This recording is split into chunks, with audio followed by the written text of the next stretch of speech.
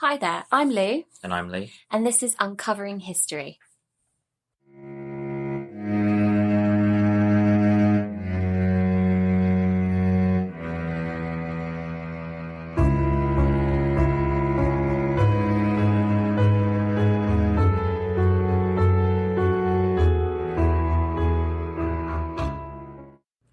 Hello everyone and welcome to Uncovering History's 9th podcast.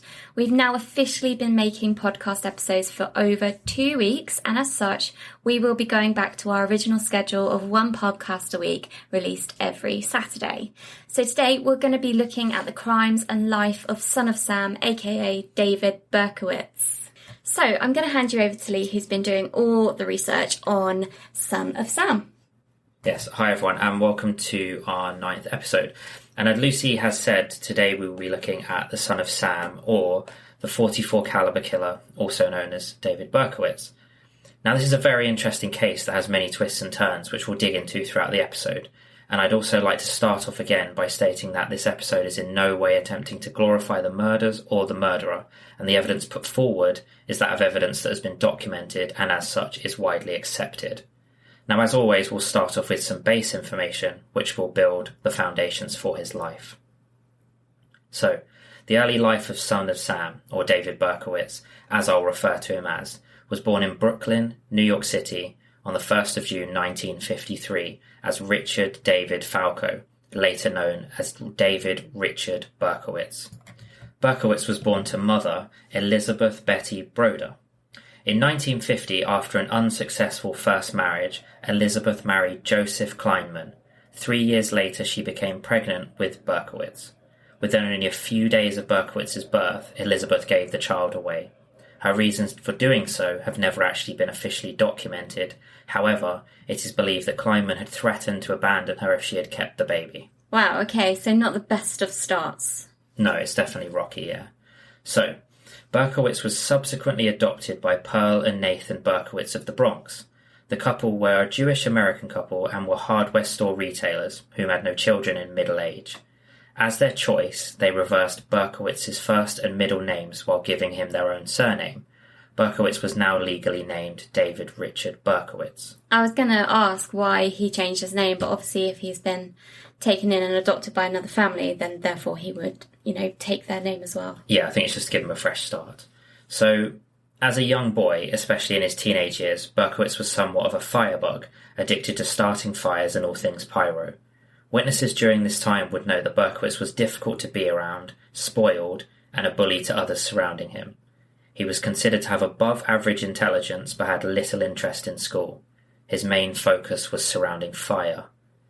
And at that time, he saw at least one psychotherapist during his early years, but no actions were ever taken. So he's obviously obsessed with fire. Yeah. Again, that's a red flag, isn't it? For any child, you start to think, okay, there's something not quite right here. Yeah, definitely sort of pushing the boundaries. So, when Berkowitz was 14, his adopted mother passed away after a battle with breast cancer. From that moment, his home life began to strain due to disliking his adopted father's second wife. And at the age of just 17, Berkowitz joined the United States Army, serving within Fort Knox and in South Korea within an infantry division. He remained in the Army for 3 years before being honourably discharged in June 1974. Do you know what he was discharged with? He just chose to leave. Okay. So he served his time and he was honourably discharged. So it was at this time that he sought his biological mother, Elizabeth.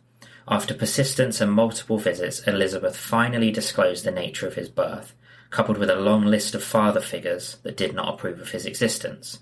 Forensic anthropologist Elliot Layton described Berkowitz's experience as a primary crisis of his life, a revelation that shattered his sense of identity. While having little interest in constant communication with his mother, he did, however, remain in contact with his half-sister, Rosalind. And during this period of his life, he also enrolled in the Bronx Community College for 1 year, beginning in spring of 1975. In 1976, he began work as a driver for the Co-op City Taxi Company. This gave him a map in his mind of the city in great detail. However, this was not to last, and after parting ways with the taxi company, he worked a numerous amount of other jobs including the role of being a letter sorter for the United States Postal Service. Okay, so everything sounds pretty normal at this point. Yeah, there's the fire incidents from when he was younger, but in general, there's not too many red flags. He seems to have been sort of a adjusted young adult. So, we now move on to the origin of his crimes, and that's during the mid-1970s. It is believed that Berkowitz foiled his first attempt at murder while using a knife as his weapon of choice. However, this did not stop him committing violent crimes while also aiding his transition to the .44 caliber pistol that would eventually become his weapon of choice permanently. The crimes committed spanned throughout New York, including the boroughs of the Bronx, Queens, and Brooklyn. His modus operandi consisted of seeking out young female victims who he was reportedly attracted to, providing they were Caucasian or white and had long, dark, wavy hair. The crimes committed by Berkowitz would often have an attachment to what is known as Lover's Lane, a place where couples could spend private moments together and as such were frequented by many. So how did we get from working for the United States Postal Service to choosing the .44 caliber pistol as his weapon of choice? That seems like a big leap. Yeah, so what's essentially happened is over a few years he's had a number of jobs, and he later admitted that during this difficult process for him, or while he was trying to adjust to life, he attempted to kill with a knife. However, he was unsuccessful. And I think that then began the transition to where he would then use a more violent weapon, which would be more lasting.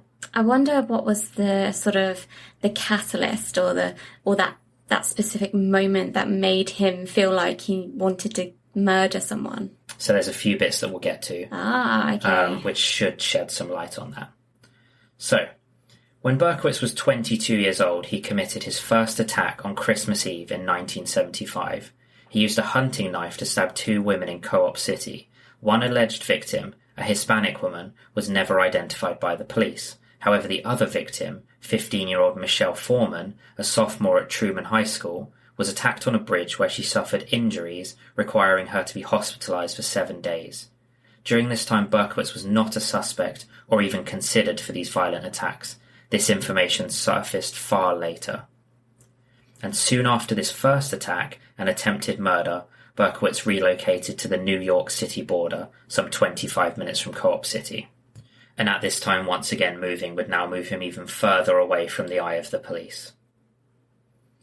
And now we move on to his first shooting, which occurred in the Pelham Bay area within the Bronx.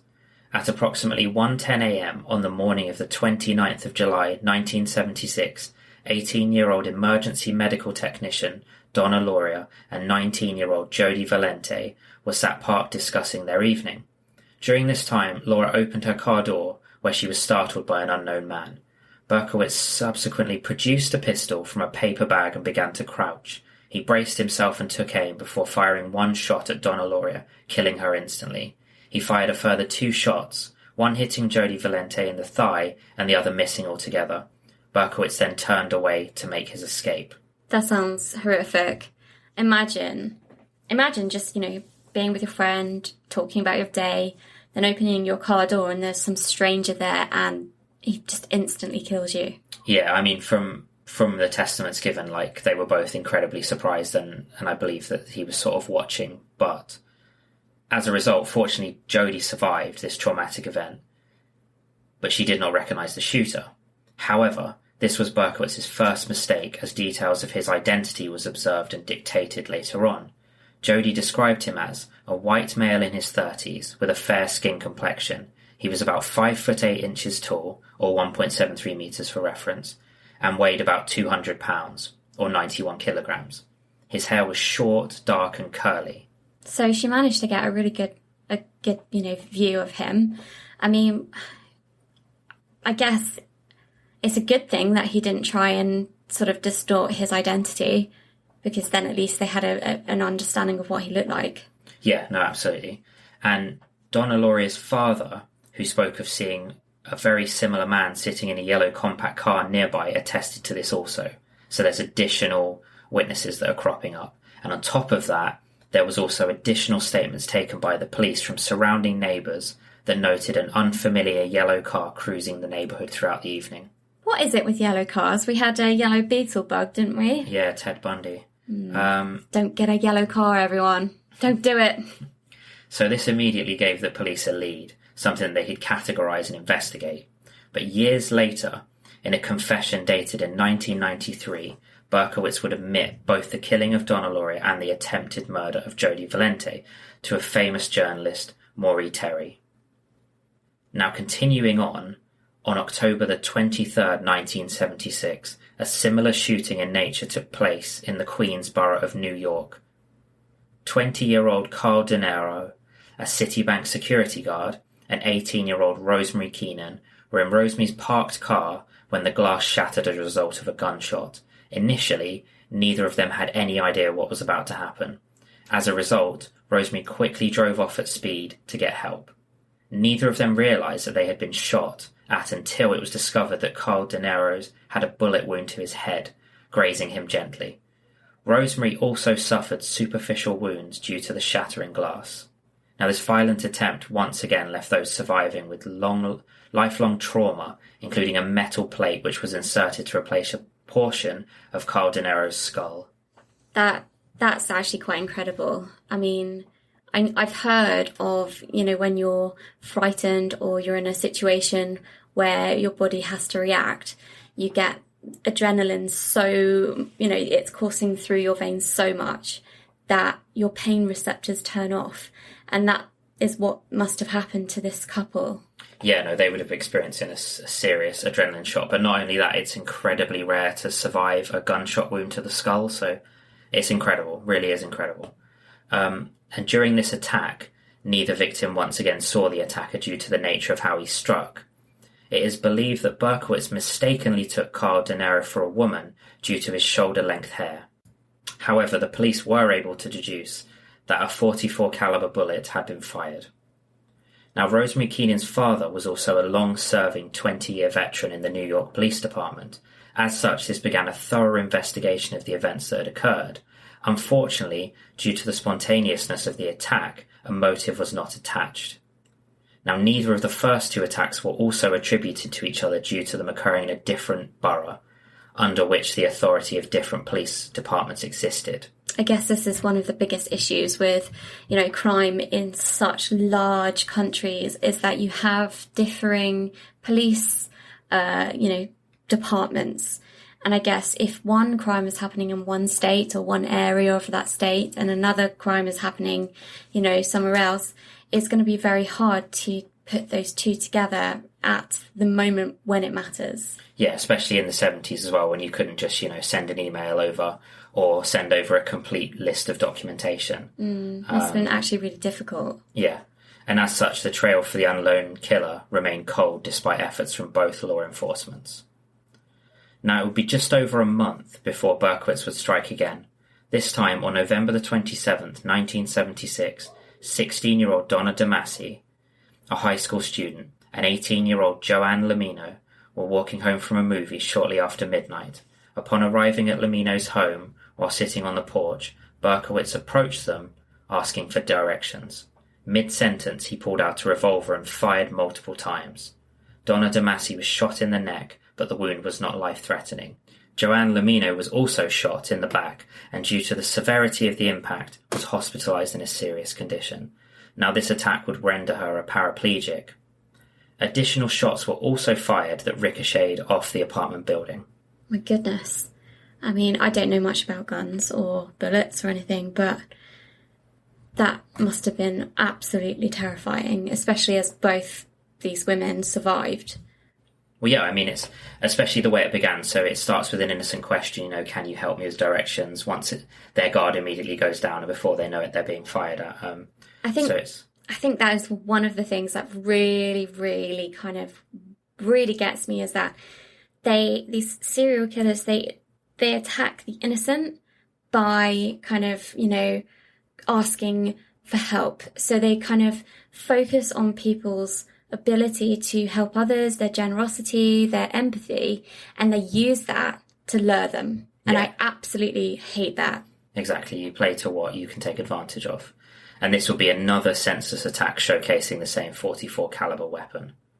Now, the new year came and went before Berkowitz would attack again, and on January the 30th, 1977, at around 12:40 a.m., 26-year-old Christine Freand, a secretary, and 30-year-old fiancé, John Deal, a bartender, were sitting in John's car in Queens preparing to head to the dance just after finishing watching the movie Rocky. Without warning, 3 gunshots penetrated the car. John, in an attempt to exit the situation, once again sped off with haste. John Deal suffered superficial injuries. However, 26-year-old Christine Freand suffered 2 gunshot wounds, which would later prove fatal several hours later. Christine sadly passed away in hospital. Was there any sort of reason for this? No, it's just like the other attacks. It's preying on people who don't know he's there, gunshots through the car, and a quick escape. And as with the other senseless attacks, neither victim saw the attacker. And it was at this moment that a connection was being created between the most recent violent attack on John Deal and Christine Freand and the previous gunshot attacks. All carried a very similar MO and targeted unsuspected civilians with a revolver carrying .44 ammo. The attacks all seemed to follow the aforementioned pattern of targeting a woman with long, dark hair. And in a press conference, NYPD Sergeant Richard Conlon stated that the police were leaning towards a connection in all of these cases. Sketches were also released of all of the information given by witnesses and the victims of the black-haired shooter, and also the blonde-haired shooter noting at each crime scene. It was also mentioned that at that time the police were looking for multiple suspects. So they still think it's possibly more than one person? Yeah, so some of the composite sketches that were given showed someone had black hair and someone had blonde hair. So, yeah, conflicting information at the minute. But we now move on to March the 8th, 1977, at roughly 7:30 p.m, when 19-year-old Columbia University student Virginia Voskerichian was walking home when she was confronted by an armed unknown man. In an attempt to shield herself from the weapon, Virginia raised her books to protect her face. Tragically, the books were penetrated with the bullet hitting Virginia's skull and killing her on impact. This would once again showcase a .44 caliber round being used with a similar MO to the other extremely violent and heinous attacks. No, that's awful. So, yeah, there's a pattern building that there's no rhyme or reason. So, on March the 10th, 1977, to take action, in a press conference, the NYPD officials and the mayor of New York City, Abraham Beame, declared that the same .44 Bulldog revolver had fired the shots that had killed both Donna Lauria and Virginia Voskerichian. Alongside this, official documents were also later released that further emphasized their belief that the same weapon had been used, but detailing that the evidence was inconclusive. The crimes had now attracted the attention of the media and were circulated every day by local media sources, including the New York Post and Daily News. Well, I mean, it's good that the press are taking this seriously to try and get people to, come forward with any sort of information. But it's taken a while for the press to get behind the police here. I think it was kept very quiet, and because different departments or different local police authorities were dealing with each kill or each attempted kill, there just wasn't that much communication going on. So as such, maybe the press didn't link it either. But almost 5 weeks went by before, on the 17th of April 1977, at roughly 3 a.m, 20-year-old Alexander Esau, a tow truck operator, and 18-year-old Valentina Suriani, a Lehman College student, an aspiring actress and model, were sitting in a car that belonged to Alexander's brother in the Bronx, only a short distance away from where Donna Lauria and Jody Valente shooting had taken place. A resident of the local area called the police after hearing 4 shots being discharged. Valentina Suriani was shot once, and Alexander Esau was shot twice, both in the head. Valentina tragically died at the scene, while Alexander passed away in hospital several hours later. Now, once again, in the same interview that took place with Maury Terry in 1993, Berkowitz would admit that he was also responsible for the murders of Alexander Esau and Valentina Suriani. And it's now at this point in the story where we move on to the infamous crime letters that shocked all that witnessed them. The first letter from Son of Sam was found near the bodies of the victims Alexander and Valentina. The letter, written in mostly block capitals, was addressed to the NYPD captain Joseph Borelli. Now this was the first time that the name Son of Sam had been used, and up until this point, due to his weapon of choice, the press had coined the killer the .44 caliber killer. So was he trying here to give himself a different name? Yes, so he coined himself as the Son of Sam. And was this then picked up by the press, or did they stay with the .44 caliber killer? So the Son of Sam became more prominent, however people still referred to him sometimes as the .44 caliber killer. So why do you think he started writing letters at this point? Well, if I read the letter to you, then it may become more clear. Okay. So the letter contained many misspellings, and to truly showcase its content, I'd like to read it to you now. So he said, "I am deeply hurt by your calling me a woman hater. I am not, but I am a monster. I am the Son of Sam. I am a little brat. When Father Sam gets drunk, he gets mean. He beats his family. Sometimes he ties me up to the back of the house. Other times he locks me in the garage. Sam loves to drink blood. Go out and kill, commands Father Sam. Behind our house some rest, mostly young, raped and slaughtered, their blood drained, just bones now. Papa Sam keeps me locked in the attic too. I can't get out, but I look out of the attic window and watch the world go by. I feel like an outsider. I'm on a different wavelength than everybody else, programmed to kill. However, to stop me you must kill me. Attention all police, shoot me first, shoot to kill or else. Keep out of my way or you will die. Papa Sam is old now. He needs some blood to preserve his youth. He has too many heart attacks. Me hoot it hurts, sonny boy. I miss my pretty princess most of all. She's resting in Our Lady's house, but I'll see her soon. I am the monster Beelzebub, the chubby behemoth. I love to hunt, prowling the streets looking for fair game, tasty meat. The women of Queens are the prettiest of all. I must be the water they drink. I live for the hunt, my life. Blood for Papa. Mr. Borelli, sir, I don't want to kill anyone no more, but I must. Honour thy father. I want to make love to the world. I love people. I don't belong on earth. Return me to Yahoos. To the people of Queens. I love you, and I want to wish you all a happy Easter. May God bless you in this life and the next, and for now I say goodbye and good night. Police, let me haunt you with these words. I'll be back. I'll be back. To be interpreted as bang, bang, bang, bang, bang. Yours in murder, Mr. Monster. Oh, there's quite a few things going on here. I mean, first of all, he's signed off as Mr. Monster. Now again, at the very beginning of that letter, he says, but I am a monster. So he clearly understands that what he has done is criminal and, completely unjustified. The fact that he's calling himself a self-proclaimed monster. Now, with some of the other serial killers that we've looked at, it's actually really quite unusual for a serial killer to acknowledge the wrongdoings that they have, done. Yeah, absolutely. There's a few things in it. First of all, there's what they picked up on was spelling mistakes, lack of punctuation, and just pure aggression coming through.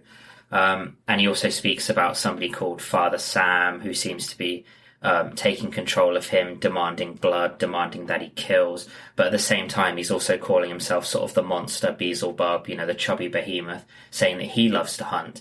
So there's kind of a contradiction between the two, but all in all, it's a very aggressive letter, and it's also a threatening letter because he's making threats towards the police saying, if you come for me, you better kill me because otherwise I'm going to kill you. While at the same time saying, irrespective of whether you find me, I'll be back. And the fact that he's actually addressing this to Mr. Borelli, the detective in this case, I mean, it's quite presumptuous, really. But also, the fact that he is either trying to say that he's being led by someone, or maybe he's hearing voices, maybe he's schizophrenic. There's definitely a reduction in mental ability that I'm getting from this letter. Yeah, so there's a bit in another letter that I'll read, which delves into that a little bit more, especially sort of the potential schizophrenic side. But for now, it seems to just be addressed to this one captain, and as a result, it really chucked Borelli into the limelight, because once the press got a hold of it, everyone was focused on Borelli. What is Borelli going to do? How's he going to solve the case? Why is he directing at Borelli? What are the potential connections? Yeah. And as such, I mean, the letter itself isn't very cohesive, and it asks so many questions that really just threw the New York Police Department into disarray. No, I would not like to be on the receiving end of that letter, especially as a police captain. I mean, yeah, exactly. How would you interpret it? What would you do? I guess. Where would you start? Yeah, I mean, and the only thing it did sort of bring together was that they were correct in believing that there was a connection in the cases. Yeah. This kind of solidified that. So I guess they're able to build from that. But once again, yeah, it's not something, and it's certainly not something that I've read about that has happened often. I mean, there are some other serial killers in history that have left notes or have sent notes out, but not to this degree. I just, the other thing that kind of interested me is, the opening statement, I am deeply hurt by your calling me a woman hater. I am not. I mean, all he's done is kill women. Yeah, I know it seems to be attributing to women. So once again, it throws more spanners into the works. But the letter itself contains many quotation marks and emphasised areas, which obviously I couldn't focus on during this. But it was first attributed to someone who was familiar with the Scottish English due to the phrase, "Me hoot it hurt, sonny boy," meaning "my heart, it hurts, sonny boy." And alongside this, there were other connotations and assumptions attached upon first receiving the letter. So almost like little clues, maybe. Almost, and I guess at this point they're trying to attach anything they can to it. So this Scottish English was wrong, but it was just their first sort of processing of the letter and what it could potentially mean. But after discussing this with many psychologists, a profile was created that stated the killer was neurotic and probably suffering from a paranoid schizophrenic event and believed himself to be a victim of demonic possession. I thought that when he's talking about this father figure, it kind of clearly, for me anyway, comes across that he's hearing someone who he thinks is Father Sam telling him what to do. Even in that second line, it says, "I am the son of Sam, I am a little brat." Brat is in quotation marks, suggesting that he has been, or he's hearing someone tell him that he's a brat. So therefore, this schizophrenic sort of episode, it sort of makes sense in the context of the letter. Yeah, there's certainly lots of inferences. And there's no doubting it. The letter itself is chilling, but it was not the only letter that Berkowitz penned. But this, however, added a completely new dynamic to the concept surrounding a serial killer, because this was premeditated and discussed in detail throughout Berkowitz's letter. Now, on May the 30th, 1977, Daily News columnist Jimmy Breslin received a handwritten letter from someone who claimed to be the .44 caliber shooter. On the back of the envelope, the words read, "Blood and family, darkness and death, absolute depravity, 44. And as such, I will now read you the letter, as I want you to be able to experience what I experienced when seeing and hearing it for the first time. It also gives a much greater depiction of the mental state of Berkowitz. So, hello from the gutters of NYC, which are filled with dog manure, vomit, stale wine, urine, and blood. Hello from the sewers of NYC, which swallow up these delicacies when they are washed away by the sweeper trucks. Hello from the cracks in the sidewalk of NYC, and from the ants that dwell in these cracks and feed in the dried blood of the dead that has settled into the cracks. JB, I'm just dropping you a line to let you know that I appreciate your interest in those recent and horrendous 44 killings. I also want to tell you that I read your column daily and I find it quite informative. Tell me, Jim, what will you have for July 29th? You can forget about me if you like, because I don't care for publicity. However, you must not forget Donna Loria, and you cannot let the people forget her either. She was a very, very sweet girl, but Sam's a thirsty lad, and he won't let me stop killing until he gets his fill of blood. Mr. Breslin, sir, don't think that because you haven't heard from me for a while that I want to sleep. No, rather, I am still here, like a spirit roaming the night, thirsty, hungry, seldom stopping to rest, anxious to please Sam. I love my work. Now, the void has been filled. Perhaps we shall meet face to face some day, or perhaps I will be blown away by cops with smoking 38s. Whatever, if I shall be fortunate enough to meet you, I will tell you all about Sam if you like, and I will introduce you to him. His name is Sam the Terrible. Not knowing what the future holds, I shall say farewell, and I will see you at the next job. Or should I say, you will see my handiwork at the next job. Remember Miss Loria. Thank you. In their blood and from the gutter, Sam's creation, 44 here, are some of the names to help you along. Forward them to the inspector for use by NCIC. The Duke of Death, the Wicked King Wicker, the 22 Disciples of Hell, John Wheaties, rapist and suffocator of young girls. P.S. Please inform all the detectives working the slaying to remain. P.S. J.B. Please inform all the detectives working the case that I wish them the best of luck. Keep 'em digging. Drive on. Think positive. Get off your butts. Knock on coffins, etc. Upon my capture, I promise to buy all the guys working the case a new pair of shoes, if I can get up the money. Son of Sam. Wow. Another really chilling and horrible letter left for the police to read. Yeah, absolutely. Once again, there's so many parts to it. And it's addressed to someone else. So this time, first of all, it was addressed to Captain Borelli, but this time it's addressed to someone part of the press or paparazzi. And although he says he doesn't care about publicity, he's giving it to the one person who he knows will give him publicity. And yeah, as we've said, it's another chilling letter. But this time, as we said, it was addressed directly to Jimmy Breslin of the Daily News newspaper. Now, underneath the Son of Sam was a logo comprised of several symbols such as a cross and the signs for male and female. The part pertaining to July the 29th was ominous in nature due to it being the first 1-year anniversary since Donna Loria was brutally murdered. The lettering was also sophisticated and vastly different in comparison to the first letter.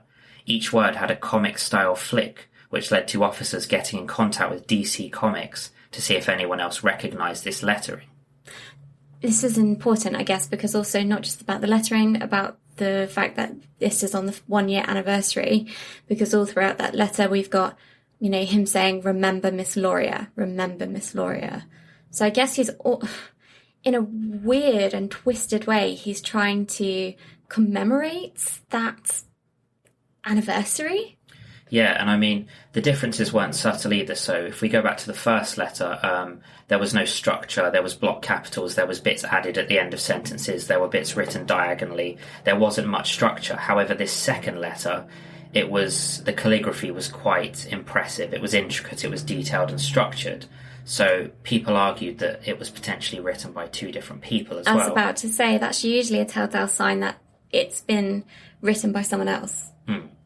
Did they ever prove it? So we will get to that as well.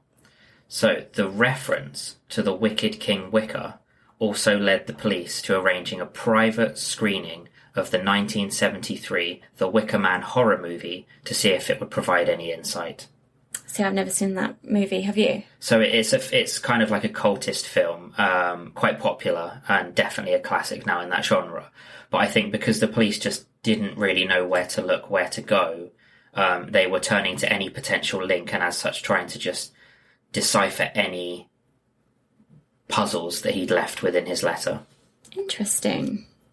And the New York Daily News published this letter a week later, with portions omitted under guidance and advice from the police force. So they published it.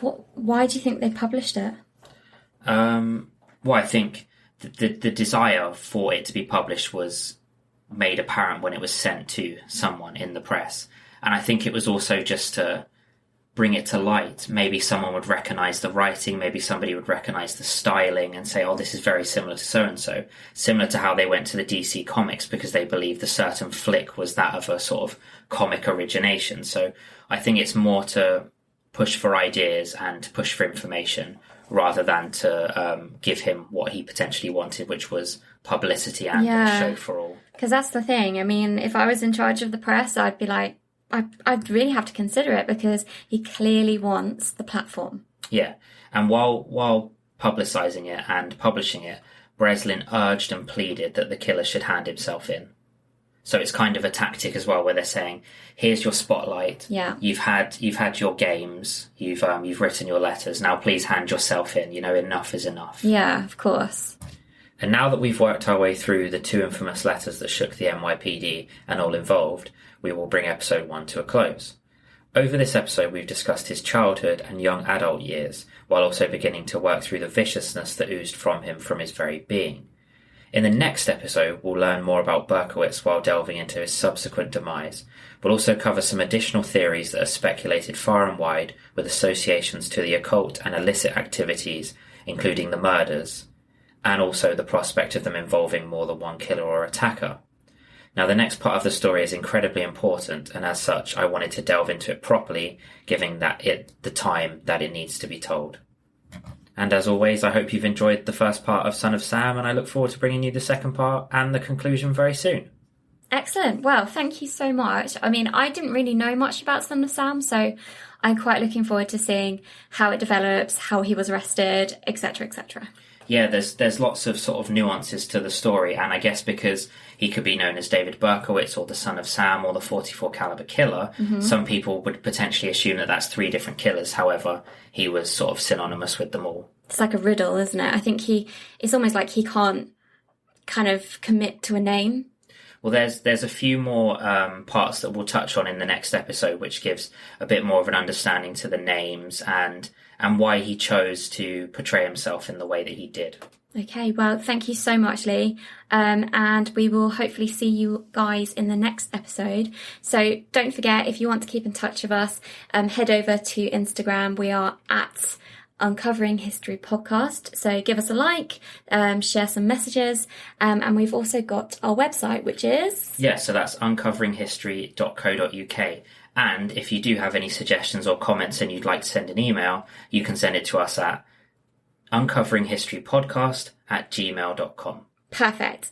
Right, well, we'll see you soon, history fans. Yeah, thank you very much, guys. See you later.